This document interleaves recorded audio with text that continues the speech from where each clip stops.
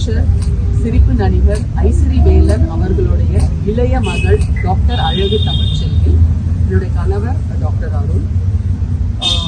அப்பா 1987 இறந்துட்டாங்க. அப்பா இறக்கும்போது 3 கிரவுண்ட் இடத்த நெல்சன் மாணிக்கம் ரோட்ல விட்டுட்டு போனாங்க. அந்த இடத்துல கொஞ்சம் கடன் இருந்துச்சு.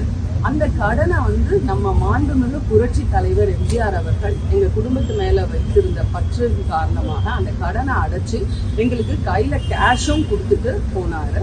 அந்த பணத்தை வச்சு அப்பாவோட சொத்தை வச்சு ஆரம்பிச்சதுதான் 1992 பேல்ஸ் எஜுகேஷனல் ட்ரஸ்ட். அந்த ட்ரஸ்ட்ல நான் லைஃப் மெம்பர், லைஃப் ட்ரஸ்டியா இருந்தேன். என்னை யாராலையுமே ரிமூவ் பண்ண முடியாது லைஃப் ட்ரஸ்டினா. அந்த ட்ரஸ்ட்ல இருந்து எனக்கு தெரியாமையே என்ன ஃபேக் டாக்குமெண்ட் போட்டு, ஃபோர்ஜ் டாக்குமெண்ட் போட்டு என்னை ரிமூவ் பண்ணியிருக்காங்க. எனக்கு இவங்க ரிமூவ் பண்ணது எனக்கு தெரியவே தெரியாது. இவங்க அப்பா வச்சுட்டு போன சொத்துல 24 அபார்ட்மெண்ட்ஸ் கட்டி ஒவ்வொரு அபார்ட்மெண்ட்ஸையா விட்டு ஒவ்வொரு காலேஜா நிறுவனர் ஐஸ்வரி கணேஷ் அண்ணா. Pharmacy college, physiotherapy college, dental college, medical college, nautical science college, arts and science காலேஜ்னு எல்லா காலேஜும் இங்கே சென்னையில் ப்ளஸ் ஹைதராபாத்லேயும் medical college and dental college போட்டுட்டு இன்டர்நேஷனல் லெவலில் குளோபல் ஸ்கூல்ஸ் அண்ட் காலேஜஸ் போயிட்டு இருக்கு.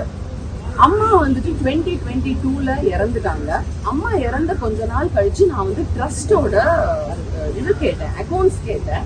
அப்போ என்னை ரொம்ப டிஸ்ரெஸ்பெக்ட் பண்ணாங்க, மரியாதை குறைவா என்னை நடத்தினாங்க. எனக்கு டவுட் நான் 10/3/25 அன்னைக்கு டாக்குமெண்ட்ஸ் எல்லாம் எடுத்தேன். வெளியே டாக்குமெண்ட்ஸ் எடுக்கும் போது தான் எனக்கு தெரிஞ்சது, எனக்கே தெரியாம 2017 இவங்க ஃபேக் டாக்குமெண்ட்ஸ் போட்டு என்ன ட்ரஸ்ட், அதாவது லைஃப் மெம்பரா இருந்த, லைஃப் ட்ரஸ்டியா இருந்த என்ன ரிமூவ் பண்ணிட்டாங்க. அந்த ட்ரஸ்ட் ஃபண்ட்ஸ் எல்லாம் பர்சனல் யூஸுக்கு அவர் உபயோகப்படுத்திருக்காரு.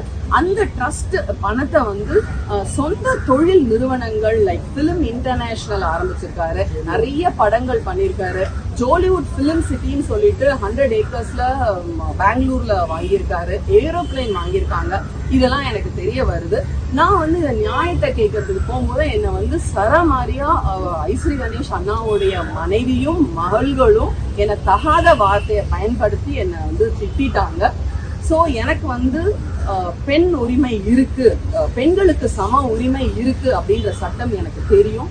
அதனால அப்பா என்னை சும்மா விட்டுட்டு போல. அப்பா பெயர், புகழ், கௌரவம், சொத்து எல்லாத்தையும் கொடுத்துட்டு தான் போனாரு.